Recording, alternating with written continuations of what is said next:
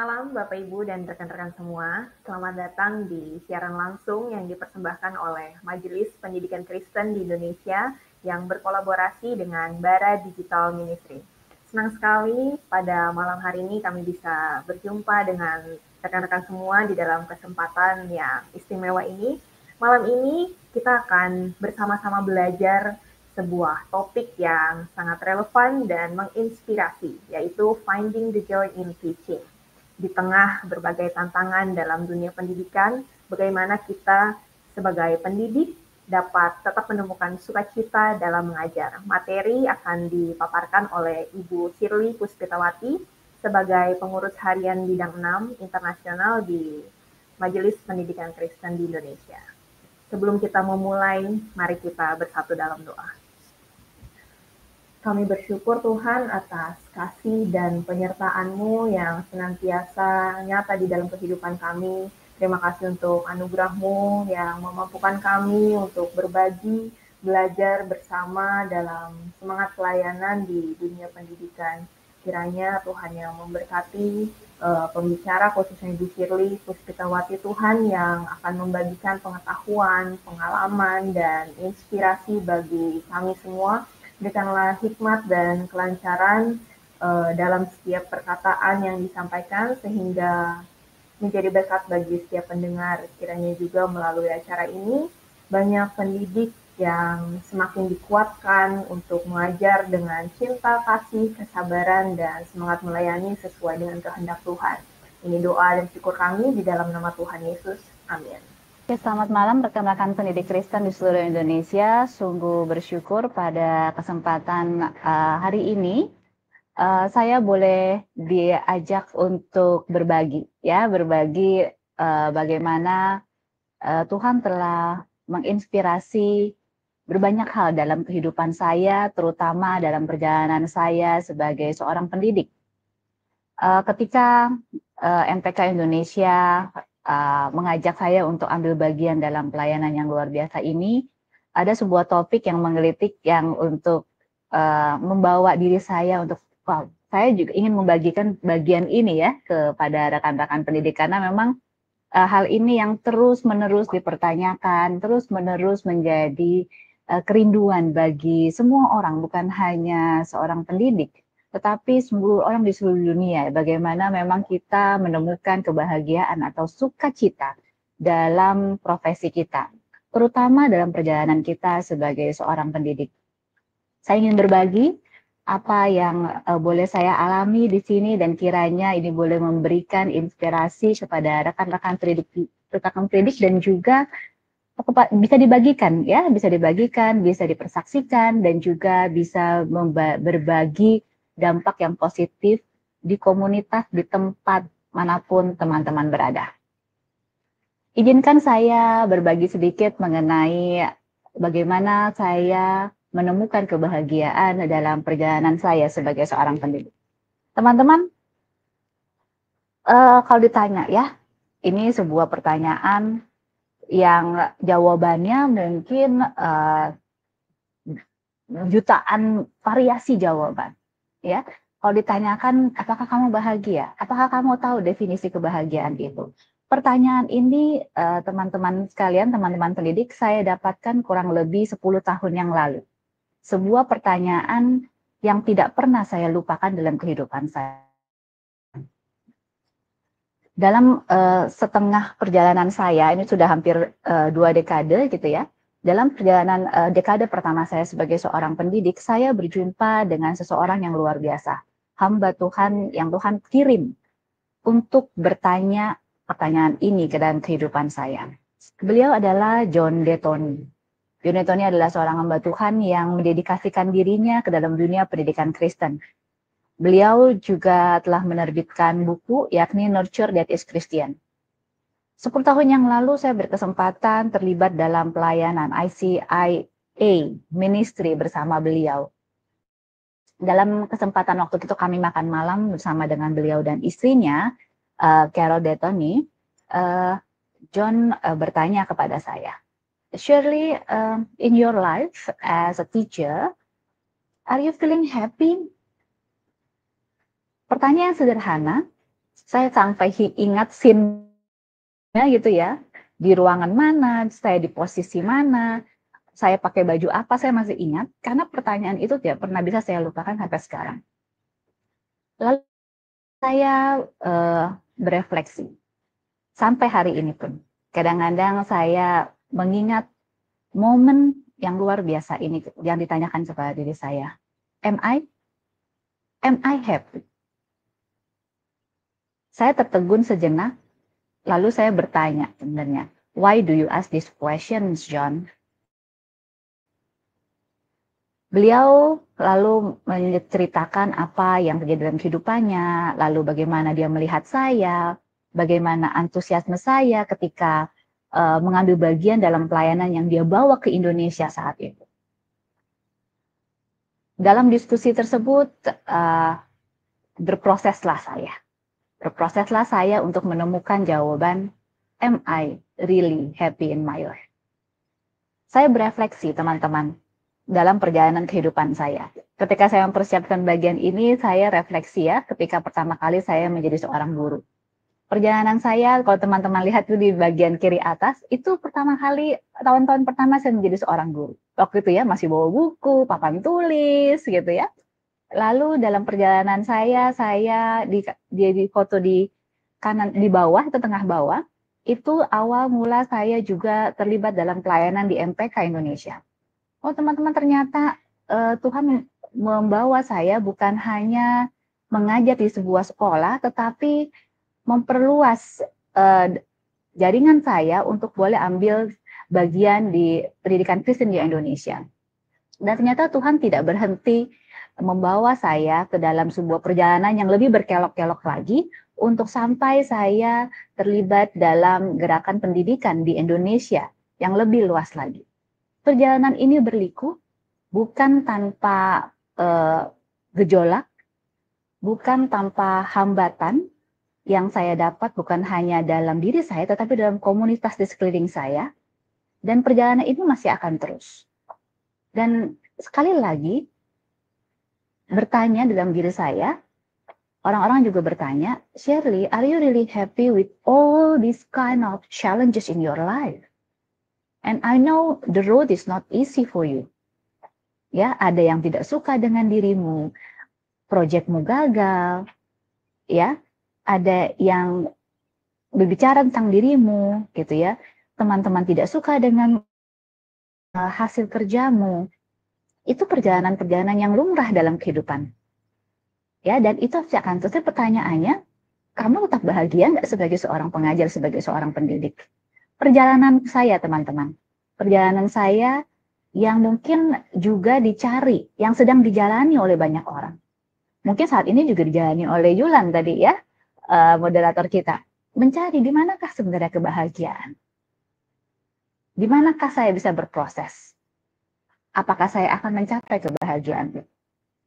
Teman-teman, perjalanan ini yang akan saya ceritakan bukan bisa ditiru, gitu ya. Bukan sebuah perjalanan yang akan sama dilakukan. Setiap kita memiliki modal yang berbeda-beda, kalau saya boleh katakan. Teman-teman dan saya diciptakan dengan keunikan yang berbeda. Asal muasal kita yang berbeda. Tapi kita mungkin memiliki tujuan yang serupa. Mencari tujuan kebahagiaan itu. Teman-teman kalau dilihat dalam ilustrasi ini ya, langkah kita, perjalanan kita akan begitu banyak warna dengan cara yang berbeda-beda. Karena memang kita tidak sama satu dengan yang lain. Yang akan saya bagikan ini merupakan refleksi awal, ya, berbagi yang sekiranya bisa menginspirasi. Tapi kalau boleh saya katakan teman-teman, ada beberapa hal yang bisa serupa atau sama kita mengawalinya, yakni ketika kita sama-sama di pagi hari membuka mata kita, itu yang pertama teman-teman, langkah awal ketika kita membuka mata kita menghadapi hari-hari yang sama. Namun perjalanannya menuju ke tempat yang kita tuju, setelah kita membuka mata dan turun dari tempat tidur kita, akan berbeda. Saya tinggal di kota A, teman-teman tinggal di kota B. Saya tidak bisa menyetir mobil, Ada teman-teman yang punya mobil. Satu di pegunungan, tidak menuju ke kota, tidak bisa dijangkau dengan menggunakan kereta api. Sedangkan saya bisa menggunakan kereta api. Begitu banyak cara untuk mencapai tujuan. Ya, karena memang status kita berbeda, identitas kita berbeda. Apa yang Tuhan titipkan kepada kita sebagai dasar untuk kita melangkah dalam perjalanan kita semua berbeda. Tetapi tujuannya satu, yakni mencari tujuan kebahagiaan itu. Bahkan teman-teman, ya, karena kebahagiaan ini adalah sebuah topik yang universal, bahkan dalam maksud pendidikan nasional pun kita mengajak anak-anak menemukan kodrat mereka sebagai manusia, membawa mereka kepada keselamatan dan kebahagiaan. Ya, kalau teman-teman ingat kurikulum, bagaimana filosofi kurikulum pendidikan Bapak Ki Hajar Dewantara, ya maksud pendidikan itu adalah membawa anak-anak menemukan kodratnya untuk mencari keselamatan dan kebahagiaan. Begitu pula dalam kehidupan kita. Memang manusia tujuannya adalah itu. Namun bagaimana perjalanan saya? Teman-teman, saya akan sharing mengenai perjalanan saya. Bersama-sama saya akan berbagi mengenai theocentric motivation and leadership. Ini yang membawa saya dalam perjalanan kurang lebih 10 tahun, terutama di 5 tahun terakhir, ketika Tuhan memberkati saya untuk berjalan menemukan makna dan tujuan hidup saya yang membawa saya memaknai apa itu makna sukacita dalam kehidupan. Teman-teman, theocentric tadi ya, theocentric motivation and leadership. Theocentric dalam bahasa Yunani, theos artinya Tuhan. Centric adalah ketron, artinya pusat. Maka theocentric adalah pandangan yang meyakini bahwa Tuhan kita. Tuhan merupakan pusat seluruh aspek kehidupan umat manusia. Tuhan Yesus Kristus sebagai satu-satunya source, sumber kehidupan. Ini yang saya pegang pertama ketika saya mencoba memaknai kehidupan saya. Yang kedua, kata yang kedua yang perlu kita gali lebih dalam adalah kata motivasi. Motivasi berasal dari kata Latin movere yang artinya to move, bergerak, menggerakkan, mendorong, membangkitkan kemauan, semangat, keyakinan, dan juga ketekunan dalam diri individu untuk mencapai suatu hasil. Definisi motivasi di sini teman-teman yang memang sesuai dengan theocentric motivation, ya.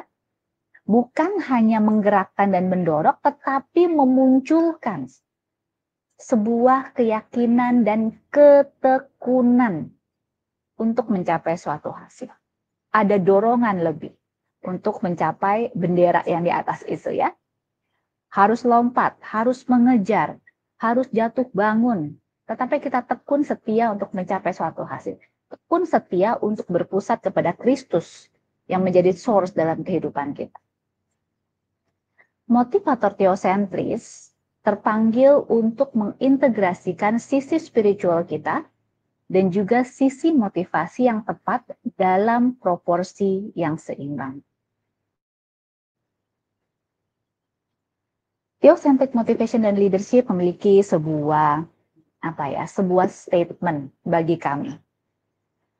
Dalam setiap hari kehidupan saya, ketika saya berjumpa dengan orang-orang baru, ketika saya berjumpa dengan anak-anak murid, rekan-rekan guru, rekan-rekan sepelayanan, ada sebuah dorongan setiap hari bahwa kehadiran saya dalam dunia ini adalah untuk menolong setiap individu menemukan tujuan hidup, purpose.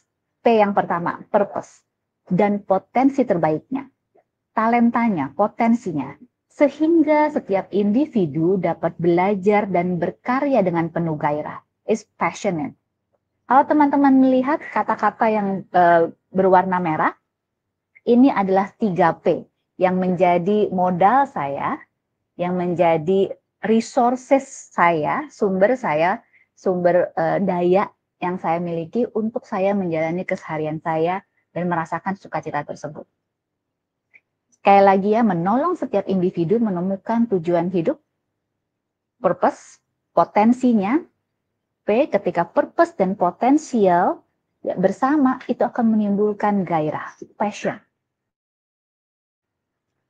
Teman-teman, mari kita melihat siapa diri kita. Dan saya percaya semua rekan-rekan pendidik ya yang mendengar, yang ada dalam layar ini gitu ya, menonton layar ini, percaya bahwa kita sebagai individu ciptaan Tuhan. Saya akan mulai dengan sebuah statement di pagi hari. Aku bangun, aku adalah individu ciptaan Tuhan. Tuhan yang seperti apa? Tuhan yang mengasihiku. Teman-teman, identitas kita adalah apa yang Tuhan katakan tentang diri kita. It's not about other saying, oh Shirley kamu orangnya begini. Oh Shirley kamu itu ternyata seperti ini ya. Shirley kamu demikian. Ini gambaran saya tentang Shirley. No. Identitas kita adalah apa yang sungguh Tuhan maksudkan dalam diri kita. Tuhan berikan dalam diri kita. Kalau saya diberikan talenta dalam mengajar, karena itu Tuhan yang memberikan talenta itu. Identitas saya mempunyai talenta sebagai seorang pengajar. Kalau Shirley ya hadir tinggalnya, lahirnya di ibu kota, di sebuah kota, itu identitas yang Tuhan berikan. Tuhan yang memilih keluarga di situ. Tuhan yang memberikan tempat di mana saya bertumbuh dan bekerja. Identitasku Tuhan yang memberikan, karena Dialah pencipta kita. Maka teman-teman, ya, kita perlu mencari maknanya. Dalam sebuah buku Man's Search for Meaning, ya, Viktor Frankl ini, beliau adalah seorang yang sudah mengalami berbagai derita kehidupan. Viktor Frankl pernah berada di tempat kamp kematian Nazi pada tahun 40-45, di mana dia harus kehilangan orang tua, saudaranya, bahkan istri serta calon anaknya. Beliau seorang psikiater yang dalam perjalanan kehidupannya, dalam kekejian yang dia hadapi, dia belajar untuk menemukan makna hidup. Menurutnya, kita tidak dapat menghindari penderitaan, tetapi kita dapat memilih cara mengatasinya, menemukan makna di dalamnya, melangkah maju dengan tujuan yang baru. Kita tidak bisa memilih identitas yang Tuhan berikan kepada kita. Kita lahir dalam sebuah keluarga, kita dibesarkan dalam sebuah komunitas. No, kita tidak bisa memilih itu. Tetapi bagaimana kita menemukan makna di dalamnya dengan memilih bagaimana cara kita mengatasinya. Dan melangkah maju dengan tujuan-tujuan yang baru. Teman-teman, statement ini membawa saya ke dalam sebuah langkah pertama bahwa saya ingin menemukan makna dalam kehidupan saya sebagai seorang identitas saya sebagai pendidik Kristen yang Tuhan telah berikan dalam kehidupan kita. Lalu orang bertanya, apakah makna hidup itu berarti adalah kebahagiaan? Kalau memang makna hidup itu adalah kebahagiaan, maka apa? Berarti kalau kita mengalami penderitaan, mengalami kesedihan, maka itu bukan makna hidup. Sebuah pertanyaan, apakah makna hidup itu hanya kebahagiaan? Jika kebahagiaan itu satu-satunya makna hidup, lalu apa makna penderitaan dan kesedihan dan tantangan dalam kehidupan kita? Makna hidup adalah sebuah proses, teman-teman. Teman-teman lihat buah kelam ini ya. Ketika buah kelam ini diciptakan, ya, penciptanya pada saat itu mempunyai sebuah tujuan. Segala sesuatu yang diciptakan memiliki identitas awal, memiliki sebuah tujuan kenapa lampu buah kelam ini diciptakan. Maknanya apa? Oh, tujuan lampu buah kelam ini adalah untuk menerangi. Maknanya apa? Memberikan kenyamanan buat orang-orang bekerja di malam hari. Ya, memberikan orang-orang keselamatan, misalkan tidak tertusuk ketika mengerjakan di malam hari. Tujuannya membantu manusia, meringankan segala proses kehidupan manusia di malam hari. Tujuannya. Begitu pula alat transportasi. Kenapa dibuat alat transportasi? Tujuannya membawa seseorang dari satu tempat ke tempat yang lain lebih mudah. Maknanya memberikan kenyamanan, memberikan kemudahan. Begitu pula dengan kita. Setiap kita diciptakan dengan sebuah tujuan, dengan makna. Aku sebagai individu ciptaan Tuhan yang mengasihiku. Dan Tuhan penciptaku memiliki tujuan bagi hidupku. Karena identitas kita adalah apa yang Tuhan katakan tentang kita, maka Dia pun memiliki tujuan bagi hidup kita. Dalam prinsip teosentris, teman-teman, makna dan tujuan hidup ini kita temukan. Bahwa Tuhan menciptakan manusia supaya manusia menemukan makna dan tujuan hidupnya. Tuhan merancang diri teman-teman dan saya dengan keunikan dan keragaman. Identitas dalam dunia itu beragam. Setiap orang berbeda. Dalam perbedaan tersebut, Tuhan ingin kita menemukan makna dan tujuan hidup kita masing-masing. Lalu pertanyaannya, apa tujuan hidup kita? Mengapa? Mengapa kita perlu memaknai dan mencari tujuan kehidupan kita? Dalam bukunya Theocentric Motivation Leadership, ya, kita memahami bahwa tujuan itu sebuah kekuatan untuk kita melangkah di pagi hari. Ketika aku membuka mataku di pagi hari, aku tahu ada sebuah tujuan yang hendak aku capai. Semua pabrik membuat produk untuk memenuhi tujuan tertentu. Dan semua produk dirancang dengan kemampuan untuk memenuhi tujuan itu. Lampu diciptakan untuk tujuan penerangan. Dan produk lampu tersebut, benda lampu tersebut dirancang sedemikian rupa dengan daya, dengan potensi untuk memenuhi tujuan tersebut. Teman-teman dan saya dirancang oleh Tuhan kita dengan tujuan tertentu. Dirancang sedemikian rupa dengan kemampuan, dengan akal budi, dengan talenta, dengan daya untuk kita mencapai tujuan tersebut. Tujuannya apa? Apa yang Tuhan inginkan dalam kehidupan kita? Kalau ditanya, ini jam bagus nggak ya? Ini jam, kira-kira aku boleh beli nggak ya? Bagus nggak ya?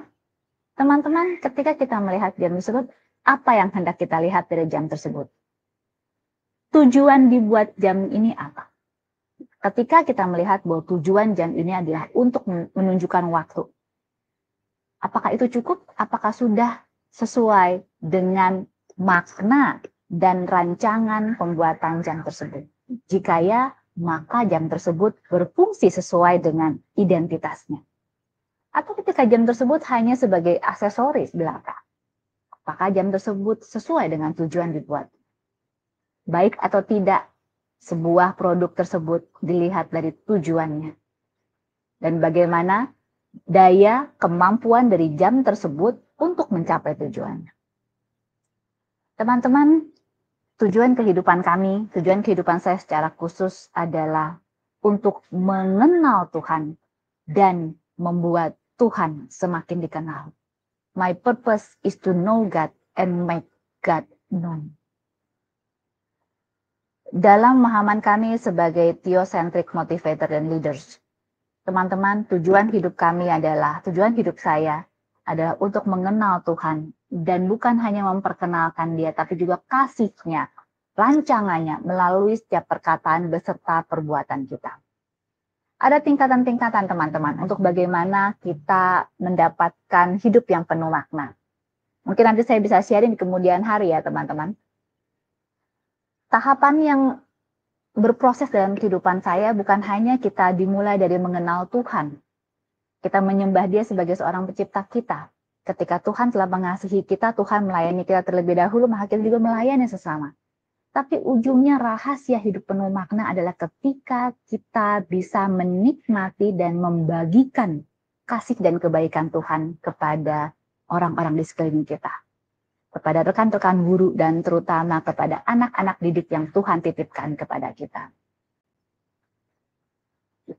Kembali ke dalam statement ini teman-teman. Aku sebagai individu ciptaan Tuhan, Tuhan yang mengasihi aku, dan Tuhan penciptaku memiliki tujuan bagi hidupku.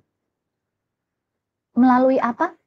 Melalui rancangan Dia, talenta dan potensi yang Tuhan berikan kepada diriku. Sudah 2P teman-teman. Aku menemukan purpose-ku dan aku menemukan potensiku.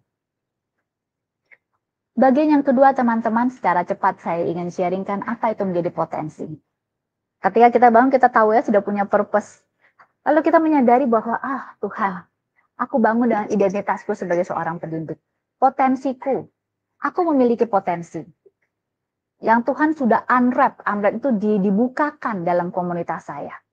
Ya, potensi itu dalam bahasa Indonesia diterjemahkan sebagai kemampuan yang memungkinkan untuk dikembangkan. Ada kekuatan, kesanggupan, daya. Jadi memang sudah ada. Kalau Dr. Munro mengatakan bahwa potensi itu elemen natural dalam kehidupan manusia. Memang kodratnya anak itu, kodratnya setiap individu itu memang memiliki potensi. Ada di situ. Tinggal bagaimana kita menemukannya. Ya, menemukannya dengan daya kita, dengan kemampuan kita. Mengapa penting teman-teman untuk menemukan potensi teman-teman? Ya, tragedi terbesar dalam hidup itu bukan kematian, melainkan ketika kita bangun pagi-pagi dan bekerja sampai larut malam, ya, pagi-pagi ke sekolah sebelum jam 7 supaya bisa hadir di depan pintu menyapa anak-anak murid kita, dan lalu pulang hingga larut karena kita harus mengkoreksi, harus mempersiapkan pelajaran berikutnya. Namun kita selalu merasa tidak pernah dilahirkan untuk kegiatan itu. That's a huge tragedy in our life. Karena berarti ketika kita buka mata, kita berjalan apa adanya seperti mesin, tanpa kita mengetahui tujuan kehidupan kita. Potensi itu penting teman-teman, karena ketika kita sudah menemukan tujuan hidup kita, dan kita tahu apa itu purpose, ketika kita bergabung potensi dan juga tujuan hidup, purpose akan menimbulkan passion. Ya, P yang ketiga. Purpose, potential, and passion. Potensi ini teman-teman, lalu kita, gimana aku tahu, gimana saya tahu kalau saya punya potensi ini? Coba teman-teman berpikir, coba teman-teman pikirkan, ya. Adakah momen-momen di mana teman-teman merasa bahwa, walau aku senang bisa melakukan ini, ada rasa puas, walaupun itu hanya dirasakan oleh sekelompok kecil. Walaupun itu hal-hal yang remeh, yang sederhana. Gamesku hari ini di kelas, anak-anak suka loh. Anak-anak bersemangat sekali memainkan games bahasa ini. Salah satu contoh indikator bagaimana kita mempunyai potensi di bagian itu. Ketika kita bertanya, ya, ketika kita menuliskan sebuah esai sederhana, artikel, lalu ada komentar bahwa artikel ini sangat membangun, bukan hanya buat orang lain, tetapi ketika kita membaca artikel yang kita tulis pun ada rasa puas dan kebanggaan. Salah satu indikator sederhana, ketika kita menyukai apa yang kita kerjakan, kita menemukan potensi kita. Kembali ke statement ini teman-teman, bahwa ketika saya semakin mengenal identitas saya sebagai seorang pendidik Kristen, kerinduan saya adalah menolong setiap individu, menolong keluarga saya, rekan-rekan pendidik, teman-teman pelayanan, anak-anak murid, untuk menemukan tujuan hidup, the first P, dan potensi terbaiknya, the second P, potential, sehingga anak-anak murid dapat belajar, rekan-rekan pelayanan, rekan-rekan pendidik dapat berkarya dengan penuh gairah atau passion. Steve Jobs dalam sebuah statementnya mengatakan bahwa you have to have a lot of passion for what you are doing because it is so hard. Kita harus menemukan apa yang kita suka, apa yang kita rasakan gairahnya ketika kita melakukan sesuatu. Karena jika tidak, maka kita akan give up dengan apa yang kita kerjakan. Simply because we don't have that passion in that field. Kamus Besar Bahasa Indonesia menerjemahkan passion itu dengan gairah. Gairah diterjemahkan sebagai sebuah keinginan yang kuat. Dalam konteks kita, dalam konteks kehidupan, dalam konteks pendidikan, gairah tersebut mengacu pada sebuah keinginan yang kuat akan sebuah bidang minat dan rasa suka pada sebuah bidang. Ketika teman-teman sudah menemukan dalam proses ya, menemukan tujuan hidup kita sebagai seorang pendidik Kristen, teman-teman menggali potensi teman-teman. Sebagai seorang pendidik, sebagai seorang pengajar, apakah sebagai seorang konseling, apakah sebagai seorang coach.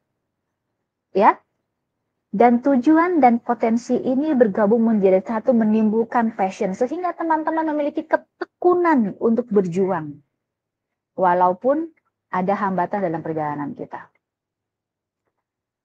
Elo Zaluku, sang founder dari Theosophic Motivation and Leadership, menyimpulkan sebuah statement. Kesimpulannya adalah kinerja terbaik dihasilkan saat berada dalam zona flow.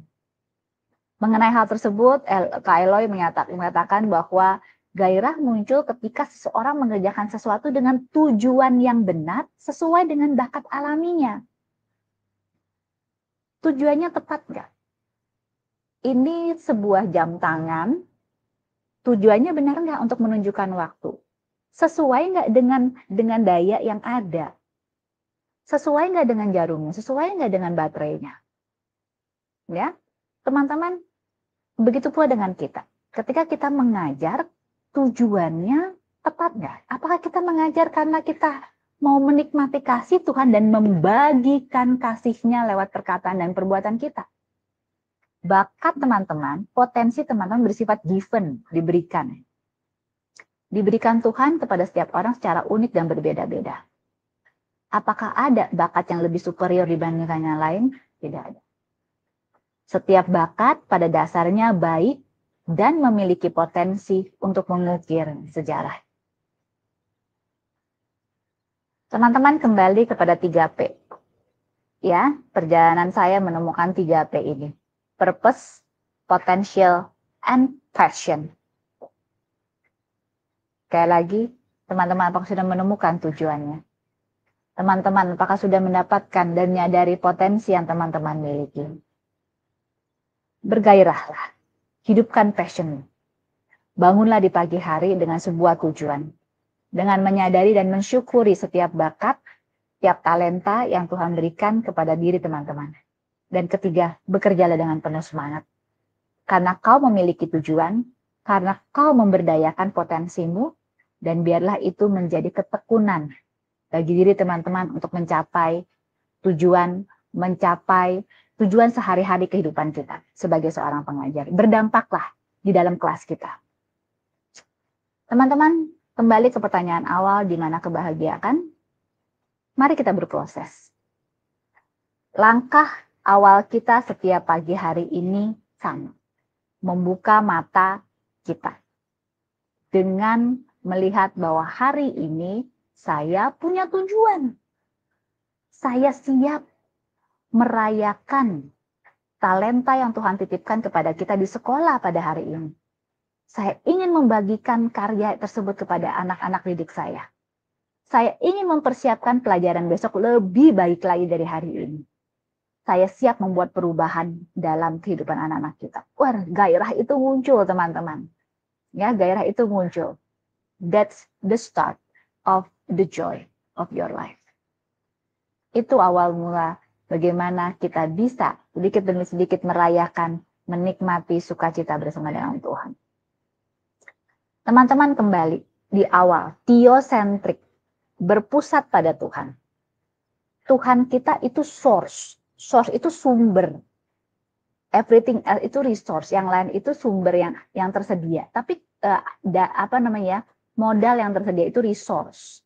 Ada modal sumber daya manusia, ada modal finansial, ada modal sosial, gitu ya. Tapi kalau source itu sumber itu bisa muncul dengan sendirinya. Kalau resource bisa orang sediakan, ya. Maka kalau kita berpusat pada Tuhan, karena itu sumbernya akan terus muncul ketika kita kembali kepada pusat air tersebut, tidak akan pernah berhenti, karena akarnya di situ. God is source, nothing else, teman-teman. Di mana kita mencari kebahagiaan? Mulai dari Tuhan kita, pencipta kita, karena Dia yang tahu tujuan hidup kita. Mari kita renungkan kembali, teman-teman. sebagai seorang pendidik. I am a teacher. Saya adalah seorang pendidik, seorang guru. Belum ada kata sifatnya nih di sini teman-teman. Ya, what kind of teacher? What kind of statement that you would like to add in your status, in your identity? Ya, sifat seperti apakah kita siap mengatakan bahwa I am a happy teacher. I am a content teacher. I'm feeling content. Saya merasakan kepuasan, saya merasakan gairah, saya merasakan semangat ketika menjadi seorang pendidik. Ya, dan ketika kita memberikan ini teman-teman, dan kita memberikan dan menghadirkan supaya dalam kehidupan kita, yang akan merasakannya itu bukan kita aja, tapi di sekeliling kita. Merasakan bagaimana dia boleh merayakan cinta kasih Tuhan dalam kehidupannya sehari-hari. Menikmati. Dan disitulah dampak terbesar kita sebagai seorang pendidik. Nurturing. Bukan hanya memberikan pengetahuan, tapi nurturing, mendidik mereka, mengasuh mereka. Teman-teman, Martin Luther King Jr. pernah mengatakan bahwa tidak ada pekerjaan yang tidak penting. Semua pekerjaan yang memajukan kemanusiaan memiliki nilai martabat mulia dan harus dilakukan sepenuh hati serta keunggulan. Kalau kita teman-teman sudah diberikan sebuah pekerjaan yang untuk memajukan manusia, berdampak kepada anak-anak manusia lain, maka kita sudah selayaknya melakukannya dengan sepenuh hati dan terus berkembang menjadi lebih unggul.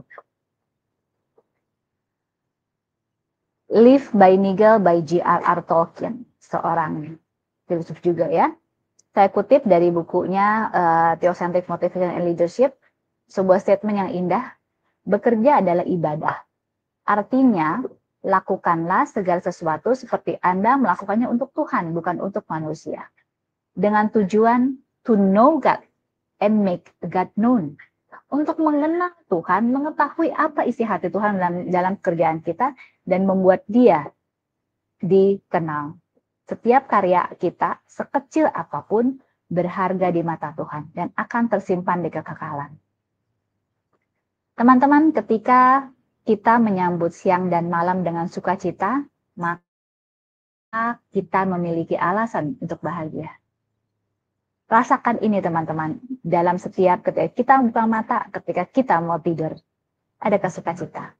Ketika itu kita rasakan, maka alasan untuk bahagia sudah kita dapat. Kembali ke pertanyaan John Detoni tadi. Dan kalau saya boleh jawab sekarang, Shirley, apakah kamu bahagia dengan hidupnya?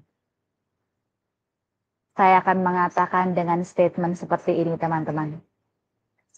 Saya Shirley adalah individu ciptaan Tuhan yang begitu mengasihi diri saya. Saya meyakini Tuhan Sang Penciptaku memiliki tujuan bagi hidup saya melalui talenta dan potensi yang Tuhan berikan kepada saya sebagai seorang pendidik.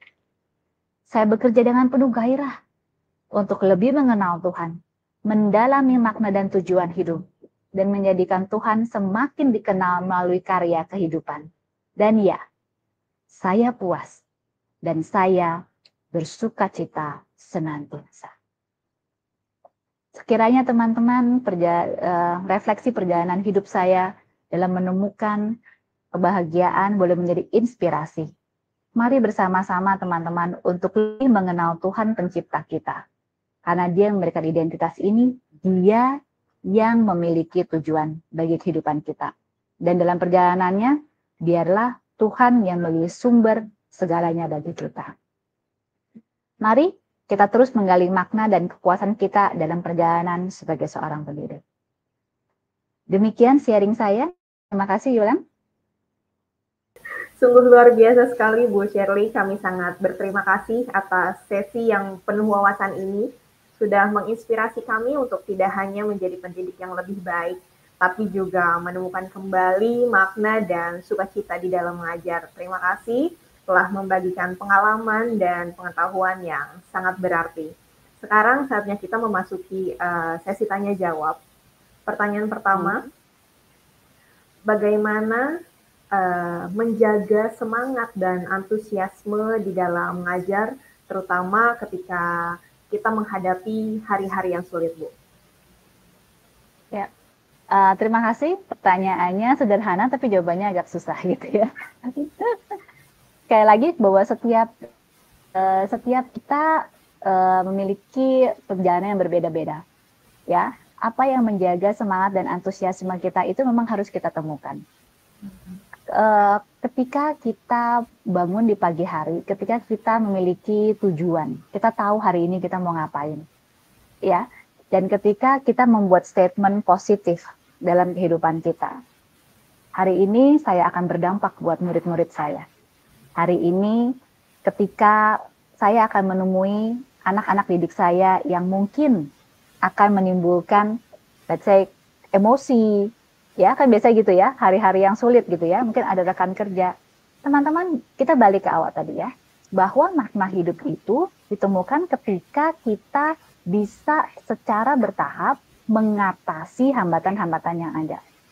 Nah, ketika teman-teman kita berdampak positif, ya kita memiliki tujuan, kita pun perlu belajar untuk mencari strategi, ya strategi dalam menghadapi anak-anak ataupun hambatan-hambatan yang ada. Maka ketika kita bangun pagi dengan tujuan tertentu, kita sudah berstrategi nih, kita tahu how to deal with this person. Segala sesuatu dalam ekspektasi kita.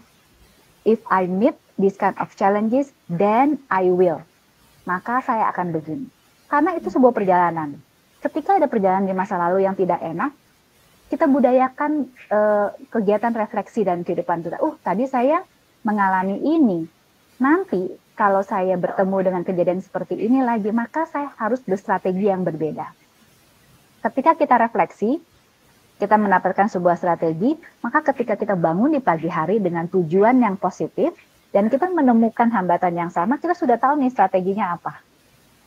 Ya, sehingga proses menemukan makna dan mengatasi hambatan-hambatan yang ada itu sebagai perjalanan kehidupan kita. Dan ingat bahwa kita memiliki sebuah potensi loh. Kita memiliki potensi untuk mengatasi masalah tersebut. Ya. Kalau tadi saya cerita, Yulan, ini kan theocentric motivation. Saya belum sebut tuh bagian leadership-nya. Ya kan? Theocentric motivation and leadership. Berarti bukan hanya motivasi yang harus kita cari, passion, tetapi seni leadership juga. Leadership apa? Leadership memimpin diri kita sendiri. How to deal with those kind of challenges. Sehingga motivasi terjaga karena we know how to deal with this one. I know as a leader how we encounter those things. Ya, jadi kurang lebih seperti itu Yulan, bahwa semangat dan antusiasme ini harus kita temukan dan kita perlu memang berstrategi. Motivasi, passion itu akan menimbulkan ketekunan loh. Hambatan yang satu kita cari strategi. Hambatan ketemu lagi kita cari strategi yang baru. Maka perlahan demi tahap demi tahap kita akan mendapatkan semangat tersebut. Semoga menjawab. Baik, terima kasih. Lalu bagaimana caranya kita untuk menanamkan sukacita ini kepada siswa anak didik kita agar mereka juga dapat merasakannya di dalam proses belajar mereka? Bagaimana, Bu? It start from us. Semua dimulai dari kita. Ketika kita masuk ke dalam kelas, apa suasana yang mau kita bawa? Apakah senyum? Apakah muka cembetut? Apakah masuk ke dalam kelas dengan sebuah instruksi langsung, jangan ribut. Lihat ke depan. Nah, ketika kita masuk, kita membawa doa buat mereka. Kita menyatakan doa kita, harapan kita kepada mereka. Kita buat kelas kita sebagai sebuah rumah kedua atau komunitas mereka di mana mereka dapat merasakan bahwa ini tempat yang nyaman untuk saya bertumbuh. Lalu di situ ada sebuah trust, ya, bahwa mereka boleh merasakan sukacita yang dibawa. Ketika sukacita itu menumbuhkan motivasi belajar buat mereka, secara tidak langsung itu berdampak buat motivasi mereka di dalam proses belajar mereka. So it starts from you, it starts from us, it starts from us as a teacher. Sama sebagai seorang pemimpin ya, Kak Yulan ya, kalau kita masuk ke dalam ruang kerja kita bersama-sama dengan yang lain, what kind of feeling that you would like them to experience? Perasaan seperti apa? Bagaimana dia melihat pimpinan mereka? ya, akankah membawa sebuah kenyamanan untuk mereka bekerja? Apakah ada trust di situ? Apakah ketika mereka, let's say, ada sebuah rasa aman bahwa ketika mereka melakukan kesalahan itu adalah proses belajar, bukan proses penghakiman. Nah, ini kan semua dipupuk ya, dan dirasakan dari awal ketika mereka masuk ke dalam ruang kerja, ketika mereka masuk ke dalam ruang belajar, bahwa mereka di sana untuk belajar. Dengan pimpinan, dengan guru yang akan membimbing mereka dan menghadirkan sukacita dalam proses belajar dan bekerja mereka. It's all about process, and it starts from the leader or the teacher. Itu. Oke, terakhir, pertanyaan terakhir, bagaimana kita dapat memastikan bahwa setiap pengajaran yang kita berikan tidak hanya memuliakan Tuhan dan membawa sukacita bagi kita serta siswa, tapi juga meneguhkan kesadaran bahwa mengajar bukan hanya sekedar pekerjaan, tapi sebuah panggilan hidup yang bermakna dan berdampak kekal. Kalau saya boleh berbagi, ini jawabannya masing-masing sekali lagi perlu ditemukan gitu ya. Tetapi buat saya pribadi, ini saya berbagi sedikit ya. Buat saya pribadi, bahwa ketika kita di malam hari saya berefleksi. Saya juga punya punya sebuah moto dalam kehidupan. Bahwa setiap apa yang saya temui dalam sehari-hari itu memberikan sebuah pembelajaran dalam kehidupan saya. Yang saya sebut dengan teachable moment.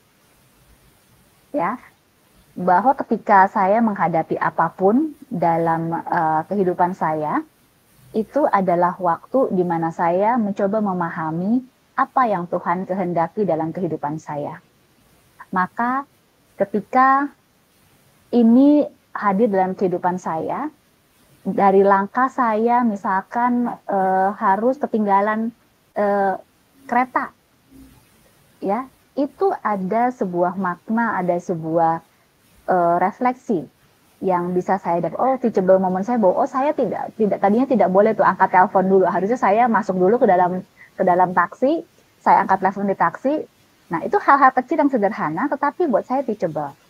Maka ketika kita menjalani profesi kita sebagai seorang pengajar, kita menyadari bahwa ini adalah yang Tuhan percayakan untuk kita berproses di dalamnya. It's not about pekerjaan, it's all about identity. Identitasmu sebagai seseorang yang mau melihat bahwa segala sesuatu yang terjadi dalam kehidupanmu itu adalah momen untuk belajar dan menemukan dan mengenal Tuhan. So, apapun profesimu itu bukan kita labelkan sebuah pekerjaan, no. Ini adalah ladang di mana Tuhan sedang berkarya melalui talenta saya sebagai seorang pendidik untuk menemukan makna. Everywhere you are, your identity itu apa? Identitimu adalah seorang pengajar karena Tuhan memperlengkapi engkau dengan talenta. Identitimu sebagai seorang marketing, Tuhan melengkapi dia untuk dengan kemampuan berbicara, kemampuan menjual. Bagaimana dia berdampak melihat talenta itu dikembangkan.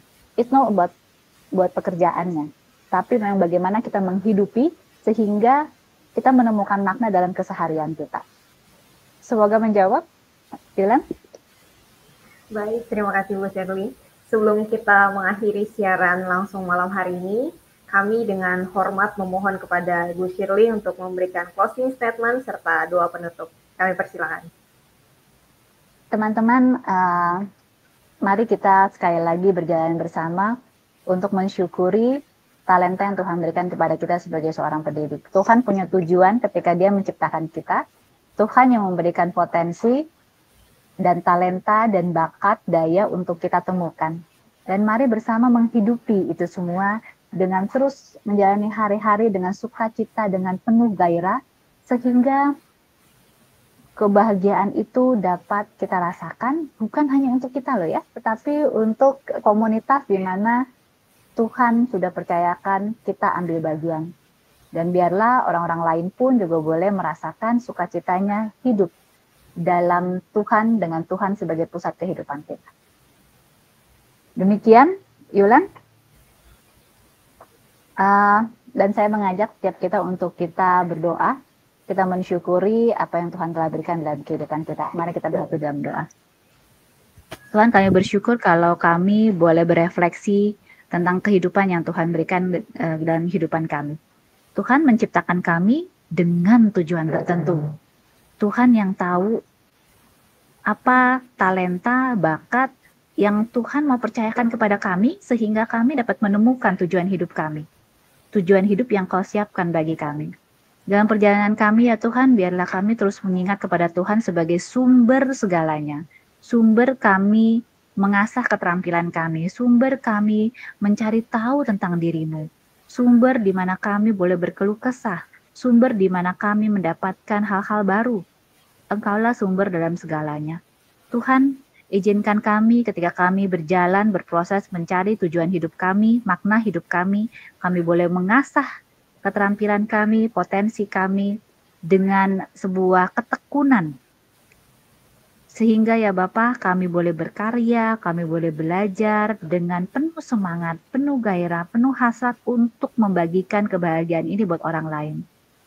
Jikalau pada saat ini ya Tuhan, kami melihat setiap hambatan dan tantangan yang boleh hadir dalam kehidupan kami, biarlah ini menjadi sebuah semangat bahwa bersama Tuhan, dengan talenta yang Tuhan titipkan kepada kami mampu mengatasinya. Kami mau belajar memimpin diri kami, melatih diri kami untuk menjadi pribadi yang lebih tangguh dan lebih bijak. Terima kasih Tuhan Yesus. Izinkan kami berproses terus-menerus dan biarlah Roh Kudus senantiasa mendampingi kami. Terima kasih Tuhan, kami sekali lagi berdoa dan mengucap syukur. Amin. Amin. Sekali lagi terima kasih banyak pada Ibu Shirley yang telah membagikan wawasan yang begitu luar biasa tentang Finding the Joy in Teaching. Kami sangat diberkati dengan pengetahuan dan semangat yang Ibu sampaikan pada malam hari ini. Kami juga mengucapkan terima kasih kepada semua penonton yang telah bergabung di dalam siaran langsung malam ini. Semoga apa yang dibagikan yang sudah kita pelajari bersama-sama dapat menginspirasi kita semua untuk terus menemukan sukacita di dalam menjalani profesi kita sebagai pendidik.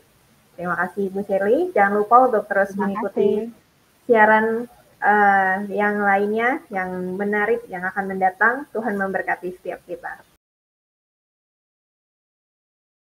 Akhirnya selesai juga.